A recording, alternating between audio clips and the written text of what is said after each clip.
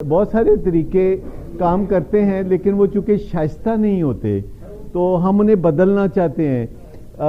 مائیں اکثر بچوں کو یہ بھی کہتی ہیں کہ تمہاری زبان پہ کوئلہ رکھ دوں گی. مجھے نہیں پتا کبھی کسی ماں نے پریکٹیکلی ایسا کیا بھی ہوگا کہ نہیں. یعنی کوئی اس طرح کی ساری چیزیں جو ہیں اگر ان کا اچھا نعم البدل ماڈرن نعم البدل نہ ہو تو ماضی بعید میں ایسی چیزیں آخر ہوتی رہی ہیں. لیکن میں آپ کو بتاؤں کہ پھر 21ویں صدی میں رہنے کا کیا فائدہ. پھر ہم آج کی دنیا میں کیوں رہ رہے ہیں اگر ہم آج کی دنیا کے سارے فوائد سمیٹنا نہیں چاہتے. اور یہ ساری دنیا میں ہوتا ہے, ری ایکٹیویٹی ہوتی ہے. ابھی جو ویسٹرن ممالک ہیں وہاں بھی لوگ بڑے ری ایکٹیو ہو گئے ہیں اور وہ ان کے پرسیپشنز یہ بن گئے ہیں کہ جو ایشیا سے ہے یا جو پاکستان سے ہے یہ کوئی ٹھیک بندہ نہیں ہے, اور وہ ایئرپورٹوں پہ ان کو الگ بٹھا کے تو ان کو پریشان بھی کرتے ہیں. لیکن جو سمجھدار لوگ ہیں وہ ایسا کبھی بھی نہیں کریں گے.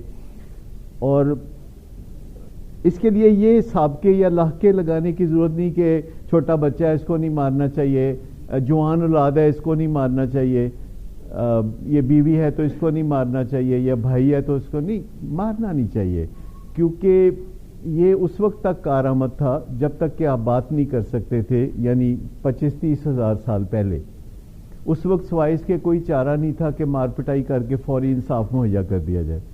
لیکن اب بات چیت بہترین آلٹرنیٹو آپ کے پاس موجود ہے, اور بات چیت کے جو معیارات ہیں وہ آپ دنیا میں دیکھتے ہیں کہ بڑھ رہے ہیں. دنیا میں کون سی بات کیسے کرنی ہے اس کے بیسٹ پریکٹسز آ رہی ہیں. جب کسی کے گھر آپ جاتے ہیں اور کوئی فوت ہو گیا ہوتا ہے تو آپ کو پتہ ہے کہ اس کو جا کے کیا کہنا ہے. آپ کہتے ہیں جی بہت افسوس ہوا آپ کے چچا یا تایا یا فادر دنیا میں نہیں رہی. پھر آپ کہتے ہیں سب نہیں چلے جانا ہے, واری واری ہے نا, اللہ انہوں نے غریق رحمت کرے. تو یہ بیسٹ پریکٹسز آپ کو آ گئی ہیں.